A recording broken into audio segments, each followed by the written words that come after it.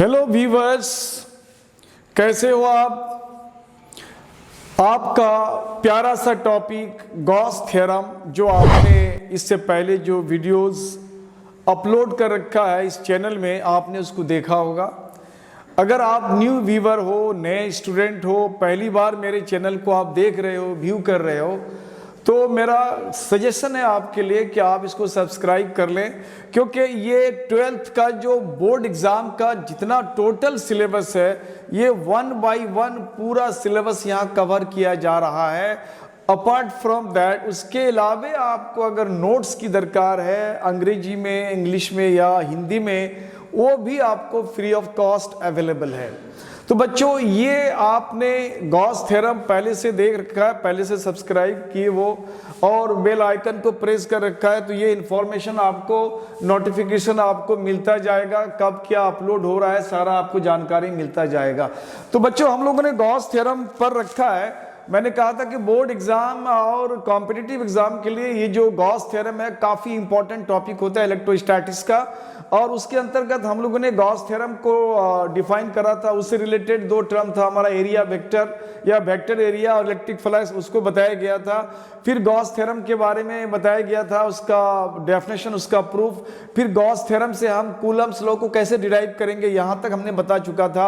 अब जो Gauss theorem पर जो आपका सिलेबस कवर करता है तुम्हारा 12th बोर्ड का, as far as competitive examination, तो उसका एप्लीकेशन होता है। तो बच्चों, गॉस थ्योरम पे 3 एप्लीकेशन होता है। पहला एप्लीकेशन है, अगर यूनिफॉर्मली चार्ज वायर है उसके कारण इलेक्ट्रिक फील्ड किसी भी पॉइंट पे कितना होगा। दूसरा, चार्ज शीट के कारण कितना होगा, और चार्ज स्फीयर के कारण कितना होगा। तो बारी बारी से हम लोग ये सब देखेंगे। तो बच्चों, आज का जो वीडियो हमारा वो है electric field due to uniformly charge wire of infinite length. Wire जो है वो इनफाइनाइट लेंथ का है, यानी एप्लीकेशन ऑफ गॉस थ्योरम का ये पहला टॉपिक देख रहे हैं हम लोग, जिसमें कह रहा है कि electric field due to uniformly charge wire of infinite length, यानी जो चार्ज वायर है उसका जो साइज है, उसका जो लेंथ है वो इनफाइनाइट है, कोई सीमित नहीं है कितना है। तो हमने उसको लिमिट नहीं करा है, इनफाइनाइट लेंथ का है, और वो पूरा यूनिफॉर्मली चार्ज, यानी पूरे में चार्ज, पूरे उसके लेंथ में चार्ज हर जगह बराबर बराबर डिस्ट्रीब्यूटेड है। तो उस चार्ज वायर के कारण किसी भी पॉइंट पे इलेक्ट्रिक फील्ड का वैल्यू क्या होगा, तो ये हम लोग आज डिराइव करेंगे with the help of Gauss theorem. Gauss का जो थ्योरम है, गॉस का जो लॉ है, उसके एप्लीकेशन से आज इसको हम लोग डिराइव करने की कोशिश करेंगे। तो बच्चों, चार्ज वायर की जब बात करते हैं हम लोग, तो चार्ज वायर, ये मान लो कोई एक वायर है और ये वायर यूनिफॉर्मली चार्ज है। यूनिफॉर्मली चार्ज का मतलब है इस पर चार्ज, पूरे वायर में चार्ज जो है बिल्कुल यूनिफॉर्म बटा हुआ है, कहीं कम कहीं ज्यादा नहीं है, इसलिए इसको बोलते हैं यूनिफॉर्मली चार्ज वायर। अब इसके कारण किसी पॉइंट पर, सपोज दैट कि यहाँ पे हमको इसका इलेक्ट्रिक फील्ड का वैल्यू पता करना है कि इलेक्ट्रिक फील्ड इस पॉइंट पर कितना होगा, और हमने क्या कहा कि इसका जो डिस्टेंस है इस चार्ज वायर से, हमने मान लिया कि इसका डिस्टेंस r है। आर डिस्टेंस पर इस वायर से कोई एक पॉइंट P है, ऑब्जर्विंग पॉइंट, जहां कोई चीज हम कैलकुलेट करना चाहते हैं तो उसको हम ऑब्जर्विंग पॉइंट कहते हैं, हिंदी में अवलोकन बिंदु कहते हैं। तो ये अवलोकन बिंदु है जहां पे हमको इलेक्ट्रिक फील्ड मालूम करना है इस चार्ज वायर के कारण। तो अब है कि हम लोग चूंकि गॉस थ्योरम का अप्लाई करने जा रहे हैं, तो गॉस थ्योरम जो है वो क्लोज सरफेस के लिए ही अप्लीकेबल है, यानी हम एक क्लोज सरफेस की कल्पना करते हैं जिसको हम लोग गॉसियन सरफेस कहते हैं, हाइपोथेटिकल ऐसा हम लोग मान लेते हैं, और उस क्लोज सरफेस के अंदर जितना चार्ज वो घेरता है, जितना चार्ज को इनक्लोज करता है, उस चार्ज से जो लाइन ऑफ फोर्स या इलेक्ट्रिक फील्ड लाइन निकलता है, तो उस क्लोज सरफेस के अंदर, उसके सरफेस के ऊपर कितना पड़ता है, जिसको इलेक्ट्रिक फ्लक्स कहते हैं। तो इसका मतलब है कि अगर हम गॉस थ्योरम को यहाँ अप्लाई करना चाहेंगे तो हमें यहाँ पे क्लोज सरफेस की दरकार पड़ेगी। तो अब क्लोज सरफेस की दरकार पड़ेगी, तो क्लोज सरफेस हम लोग किस तरह के बनाएंगे? तो बहुत सारी बातें होती है कि क्लोज सरफेस क्या स्फेरिकल होगा, क्यूबिकल होगा, क्यूबॉइड होगा, सिलिंड्रिकल होगा, या किस तरह का होगा, तो ये हम लोग तय करेंगे। थोड़ा सा इतना आपको आइडिया होना पड़ेगा, जो क्लोज सरफेस आप डिसाइड करते हो तो वो फिगर के हिसाब से, उसके डाटा या जो तुम्हारा इंफॉर्मेशन होता है उसके हिसाब से होता है। तो बच्चों इसको हम लोग ऐसे समझ लें, जैसे ये हमारा एक वायर है, तो इस वायर से जो electric line of force, electric field line, electric line of force के बारे में हम लोगों ने पढ़ा है कि जब भी कोई इलेक्ट्रिक फील्ड लाइन निकलता है, जिस सरफेस से भी निकलता है वो बिल्कुल परपेंडिकुलरली निकलता है, परपेंडिकुलरली। तो इस वायर से परपेंडिकुलर इधर निकलेगा, इधर, इधर, हर तरफ निकलेगा। अब इसको अगर सिमेट्रिकली इंटरसेप्ट करना चाहेंगे तो ये एक हमारा सिलेंडर का फॉर्मेशन हो जाएगा। अब हम लोग सिलेंडर बना करके हम चार्ज को घेर सकते हैं, क्योंकि गॉस का थ्योरम एप्लीकेबल तभी है जब कोई चार्ज को आप क्लोज सरफेस से घेरोगे, तब जाकर के हम लोग उसको अप्लाई कर सकते हैं गॉस का थ्योरम। तो हम लोगों ने क्या करा कि यहाँ पे एक सरफेस बनाने की कोशिश करते हैं हम लोग, जो इस चार्ज वायर को घेरने का काम करेगा। अब सवाल है कि चार्ज वायर का लेंथ तो बहुत बड़ा, इनफाइनाइट है, कोई सीमित है नहीं, लिमिट हमने किया ही नहीं है, तो फिर हम कितना लेंगे? तो इसमें आर्बिट्रेरीली आप जितना उसका लेंथ लेना चाहते हो, मान लो कि हमने यहाँ से यहाँ तक इसका एक कोई लेंथ ले लिया कि एल लेंथ या जो भी है, इतने लेंथ वाले वायर से ही हम चार्ज की बात करेंगे, क्योंकि इनफाइनाइट हम कहां तक जा सकते हैं। तो अब इतना को घेरने के लिए हमने क्या करा, यहां पे हम लोगों ने एक सिलेंडर बनाने की कोशिश करा, एक सिलेंडर इस तरह से बनाने की कोशिश करते हैं। अब इस चार्ज वायर को अगर हम देखेंगे तो ये जो हमारा सिलेंडर है, इस सिलेंडर के बिल्कुल सेंटर में होगा। अब इस सेंटर में होगा तो चार्ज वायर से हर तरफ जो लाइन ऑफ फोर्स निकलेगा इस तरह से, तो ये इंटरसेप्ट करेगा सिलेंडर का जो सरफेस है इंटरनल, वो उसको इंटरसेप्ट करेगा। तो इस तरह से हम लोग इस एल लेंथ में जितना चार्ज होगा उस चार्ज को ये सिलेंडर हमारा घेरेगा, उसको इनक्लोज करेगा। अब उस चार्ज से जितना फ्लक्स निकलेगा उस फ्लक्स का हम लोग गॉस थ्योरम का अप्लाई करते हुए इस पॉइंट पर यहाँ पे इलेक्ट्रिक फील्ड का वैल्यू हम लोग जानना चाहेंगे। तो बच्चों इसको अब हम लोग करते क्या है कि यहाँ देखेंगे, इसमें इलेक्ट्रिक फील्ड जो होगा चार्ज वायर से परपेंडिकुलरली आउटवर्ड होगा, इधर भी आउटवर्ड होगा। और उसके बाद अगर हम इस सरफेस को घेरने की बात करते हैं, बोलते कि नहीं, हमने सिलेंडर बना करके इस एल लेंथ वायर को हमने हर तरफ से इनक्लोज कर दिया, तो अब ये हमारा सिलेंडर दो तरह का एरिया प्रोवाइड करता है। एक तो उसका जो कर्व एरिया होता है, जो सिलेंडर जो उसको कवर करता है वो, दूसरा दो फ्लैट एरिया होगा जो टॉप एंड बॉटम में होगा, ये दोनों फ्लैट एरिया होगा। तो फ्लैट एरिया पर देखेंगे तो इलेक्ट्रिक फील्ड तो हमारा परपेंडिकुलरली जो तार है, वायर है, उससे आउटवर्ड होता है। और अगर हम इस फ्लैट एरिया की अगर बात करेंगे और इस एरिया को हम वेक्टर कंसीडर करते हैं, तो जब भी किसी एरिया को वेक्टर कंसीडर करते हैं तो हमारा यूनिट वेक्टर उस वेक्टर एरिया का और उस सरफेस पर परपेंडिकुलर होता है। तो एन कैप इधर हो जाएगा, इलेक्ट्रिक फील्ड इधर हो जाएगा।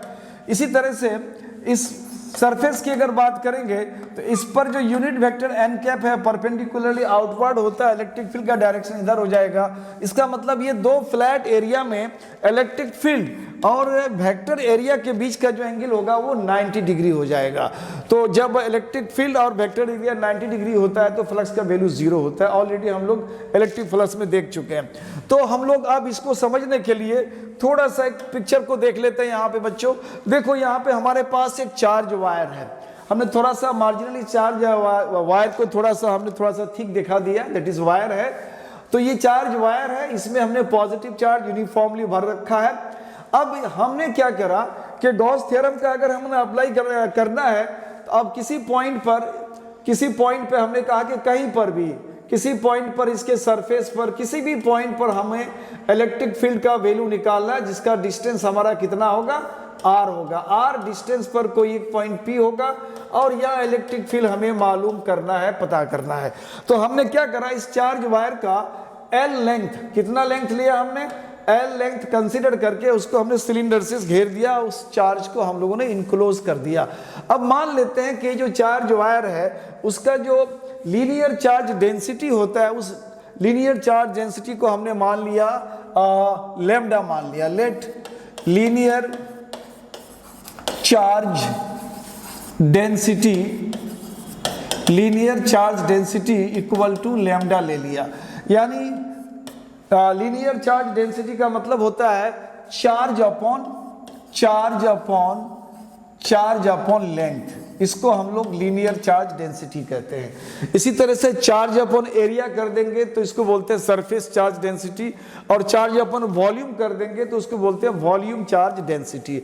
तो ये हमारा लीनियर चार्ज डेंसिटी हमने इतना ले लिया। और लीनियर चार्ज डेंसिटी का मतलब होता है बच्चों पर यूनिट लेंथ में कितना उसका चार्ज है। जैसे मान लो अगर हमारा एल लेंथ की बात करते हैं और एल लेंथ में अगर हमने चार्ज अगर कहा कि क्यू है, एल लेंथ में टोटल चार्ज अगर हमने क्यू मान लिया तो यूनिट लेंथ में चार्ज हमारा क्या हो जाएगा, क्यू अपॉन एल हो जाएगा। चार्ज अपॉन लेंथ को हम लोग क्या बोलते हैं, लीनियर चार्ज डेंसिटी, जिसको हम लोग लैम्डा से डिनोट करते हैं।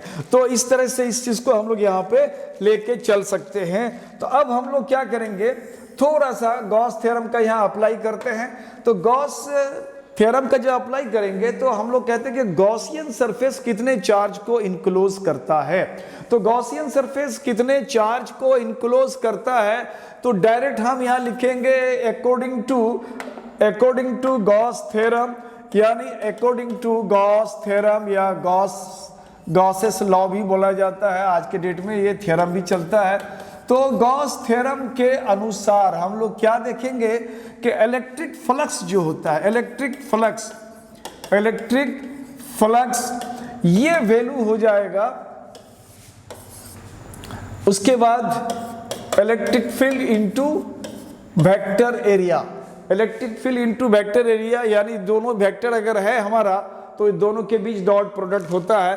तो यह हम लोग ने इसको डॉट प्रोडक्ट कर दिया।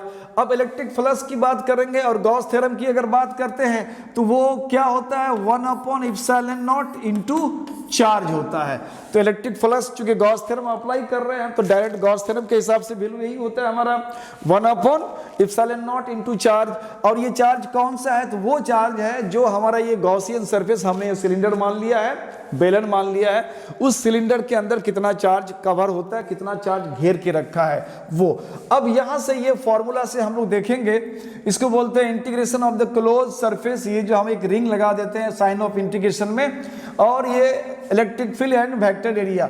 अब हमें ये देखना है कि हमारे पास जो एरिया है, तो एरिया हमारे पास 3 एरिया, एक तो हमारा एक कर्व एरिया है जो इस सिलेंडर का है, दूसरा फ्लैट एरिया है जो टॉप में है, और एक फ्लैट एरिया जो यहाँ पे बॉटम में है। तो हमारे पास 3 एरिया है। तो 3 एरिया में 2 एरिया का जो फ्लक्स का वैल्यू है वो हमारा 0 हो जाएगा, उसको निकालने की जरूरत नहीं है, क्योंकि हम जानते हैं इलेक्ट्रिक लाइन ऑफ फोर्स से जो निकलता है चार्ज वायर से तो परपेंडिकुलरली आउटवर्ड होगा। और जब इस एरिया की बात करेंगे और इसको हम वेक्टर एरिया बताएंगे तो हमारा जो एन कैप वेक्टर होगा, यानी हमारा जो एन कैप यूनिट वेक्टर होगा, तो इस फ्लैट एरिया पर परपेंडिकुलर होता है। तो ये दोनों के बीच एंगल यहाँ अगर हमारा 90 डिग्री हो जाता है तो यहाँ फ्लक्स का वैल्यू हमारा 0 हो जाएगा, इसको निकालने की जरूरत नहीं है। सिमिलरली यहाँ भी यही बात आता है। अगर हम इस फ्लैट एरिया की बात करेंगे, इस एरिया को अगर हमने वेक्टर नाम दे दिया है तो इस फ्लैट एरिया पर unit vector N cap perpendicularly outward होगा, और इलेक्ट्रिक फील्ड तो इस चार्ज वायर से हमेशा बाहर की तरफ। तो यहाँ पे एंगल हमारा 90 डिग्री है, तो यहाँ भी फ्लक्स का वैल्यू हमारा 0 हो जाएगा। तो 2 जगह यानी टॉप एंड बॉटम का इलेक्ट्रिक फ्लक्स का वैल्यू 0 हो जाता है, तो इसको हम लोग नेग्लेक्ट कर देते हैं। अब हमारे पास जो एरिया रह गया सिर्फ कर्व सरफेस का रह गया। अब इस कर्व सरफेस का एरिया रह गया तो हम उसी को निकालेंगे। अब यहाँ हमारा इलेक्ट्रिक फील्ड, चूंकि ये इलेक्ट्रिक फील्ड तो हमारा चेंज नहीं कर रहा है किसी पर्टिकुलर डिस्टेंस पे, तो हमने इसको ई रखा। अब ई रखा, अब यहाँ ई डी एस का वैल्यू, अगर हम लोग यहाँ एक स्टेप में थोड़ा सा दिखाना चाहेंगे तो ई डी एस का वैल्यू क्या हो जाएगा, तो ये E D S and cos of the angle, तो कॉस 0 डिग्री हो जाएगा बच्चों यहाँ पे। क्योंकि जब हम इस सरफेस कर्व सरफेस की बात करेंगे तो जब हमारे इस वायर से निकलने वाले line of force perpendicularly outward होता है, और इस कर्व सरफेस का एक छोटा सा कहीं एलिमेंट अगर लेते हैं डीएस एरिया का, तो इस पर भी यूनिट वेक्टर एन कैप वो भी परपेंडिकुलर आउटवर्ड होता है। यानी एन कैप और इलेक्ट्रिक फील्ड के बीच, एन कैप और इलेक्ट्रिक फील्ड के बीच जो हमारा एंगल है वो एंगल यहाँ पे 0 हो जाता है। ये दोनों क्या हो जाएगा, क्योंकि electric line of force perpendicularly outward, और जिस सरफेस से होके जा रहा है उस सरफेस पर परपेंडिकुलर डालेंगे तो वो भी परपेंडिकुलरली आउटवर्ड होता है, तो ये दोनों के बीच का एंगल यहाँ पे 0 हो जाएगा और cos 0 का वैल्यू 1 हो जाता है। तो इस तरह से यहाँ E को हम आउट कर लेते हैं। तो अब हमारे पास ये वैल्यू क्या रह गया है, केवल ds रह गया, यहाँ पे केवल ds रह गया। तो यहाँ E और ds का इंटीग्रेशन कर देंगे तो s हो जाएगा। तो ये हमारा यहाँ तक का वैल्यू हो गया। अब इसको थोड़ा सा छोटा सा कैलकुलेशन है, थोड़ा सा इसको हम लोग आगे बढ़ा लेते हैं और इसको फाइनली यहाँ पे फिनिश कर देते हैं। तो आगे चल करके ये वैल्यू हो गया हमारा 1/ε0 इंटू चार्ज, और इधर हो गया electric field into S. Electric field हमें पता करना है, तो इलेक्ट्रिक फील्ड इक्वल टू हो जाएगा चार्ज अपॉन ε0 इंटू एस। अब यहाँ चार्ज, जो यहाँ चार्ज है हमारा, ये चार्ज क्या हमारा, इस जो हमने एक एल लेंथ, हम जो तार का उस वायर का जो एल लेंथ हमने कवर करा है, तो उस पूरे एल लेंथ में कितना चार्ज है। क्योंकि हमको यहाँ पे लीनियर चार्ज डेंसिटी पता है, लीनियर चार्ज डेंसिटी पता है, यानी लैम्डा। लीनियर चार्ज डेंसिटी किसे कहते हैं, पर यूनिट लेंथ में जो चार्ज है उसको हम लोग लीनियर चार्ज डेंसिटी कहते हैं। यानी यूनिट लेंथ में चार्ज हमारा कितना है, इसका मतलब लैम्डा है, और हमने कितना तार को घेर के रखा एल, तो एल लेंथ में हमारा कितना चार्ज होगा, तो ये हो जाएगा लैम्डा इंटू एल। यूनिट के बाद ये वैल्यू आ जाता है तो मल्टीप्लाई हो जाता है। तो यहाँ चार्ज का वैल्यू हमारा कितना हो गया बच्चों, तो चार्ज का वैल्यू हो गया हमारा lambda into L and divided ε0, और ये सरफेस एरिया, यानी ये जो सिलेंडर का ये कर्व सरफेस एरिया है, वो कर्व सरफेस एरिया बच्चों 10th क्लास में आपने मेंसुरेशन में पढ़ रखा है, उसका वैल्यू होता है 2πr/h। तो यहाँ पे 2πr/h होगा। अब यहाँ हमने h तो लिया नहीं है, हम h के जगह पे हम क्या रखा है, जैसे हमने इस वायर को, जिसको हमने सिलेंडर के अंदर घेर के रखा है, उस वायर का जो लेंथ हमने लिया है वो लेंथ हमने लिया है L। इसका मतलब कि इस सिलेंडर का जो हमारा लेंथ है या हाइट भी कह सकते हैं वो L है। तो अब उस फॉर्मूला से क्या हो जाएगा, 2πr/h के जगह यहाँ पे L हो जाएगा, यानी ये हमारा L हो गया, दिस इज L, और ये L हमारा यहाँ से कैंसिल हो जाता है, यानी इलेक्ट्रिक फील्ड का वैल्यू हो जाएगा हमारा लैम्डा अपॉन 2πε0 इंटू r। ये एक फॉर्मूला हमारा डिराइव हो गया बच्चों, यानी गॉस के जो नियम है या गॉस का जो थ्योरम है, उसका अप्लाई करके किसी भी इनफाइनाइट लेंथ वाले यूनिफॉर्मली चार्ज वायर के कारण हम लोग किसी भी पॉइंट पर इलेक्ट्रिक फील्ड का वैल्यू निकाल सकते हैं। तो हमने इस वायर से कितनी दूरी पे निकाला, ये दूरी हमारा यहाँ r डिस्टेंस पे हमने उसका इलेक्ट्रिक फील्ड का वैल्यू निकाला। तो ये वैल्यू हमारा यहाँ पे कंप्लीट हो जाता है। इसका मतलब है कि हमने इसको कंप्लीट करा। एक फुल क्वेश्चन आपका इससे बनता है जनरली, जो भी उसका एप्लीकेशन है, तीनों एप्लीकेशन में एक्चुअली बड़ा बड़ा क्वेश्चन बनता है, बोर्ड एग्जाम में आपको पूछा जाता है। तो बच्चों ये आपका फॉर्मूला है, इस पर न्यूमेरिकल्स वगैरह बनेगा। जो स्पेशली मेरा दूसरा सेक्शन होता है जो नीट के लिए होता है, वहाँ पे हमने जो सिस्टमेटिक ढंग से अब तक जो मैंने सारा क्लासेस करा है, तो पहले सेक्शन में हमारा बोर्ड एग्जाम का होता है, दूसरा सेक्शन हमारा नीट का होता है। तो ये हमारा यहाँ पे ख़त्म हो जाता है। तो बच्चों आज का क्लास यहाँ पे ही एंड होता है। अब अगला हमारा जो वीडियो होगा, अगला जो मेरा क्लास होगा, वो होगा गॉस थ्योरम का ही एप्लीकेशन होगा, और वहाँ पे हम लोग देखेंगे यूनिफॉर्मली चार्ज शीट होगा। बहुत पतला सा मेटल का चार्ज होगा, वो पूरे चार्ज शीट में जो है यूनिफॉर्मली चार्ज पूरे में भरा हुआ बटा हुआ रहेगा, और उस चार्ज शीट के कारण किसी भी डिस्टेंस पर हम इलेक्ट्रिक फील्ड का वैल्यू देखेंगे, और यहाँ भी हमारा चार्ज शीट इनफाइनाइट लेंथ का होगा। तो आज का वीडियो हमारा यहाँ पे होता है एंड। तब तक के लिए उस्मानी सर आपसे लेते हैं विदा। इस तरह से आप हमारे चैनल से आप बने रहें, देखते रहें, जुड़े रहें, सब्सक्राइब करते रहें। अगर न्यू व्यूवर्स हो देखते रहें, अपने दोस्तों को बताते रहें, फ़ायदा लेते रहें, और इस तरह से हमें हौसला अफजाई करते रहें। Thanks for watching my channel, keep it up.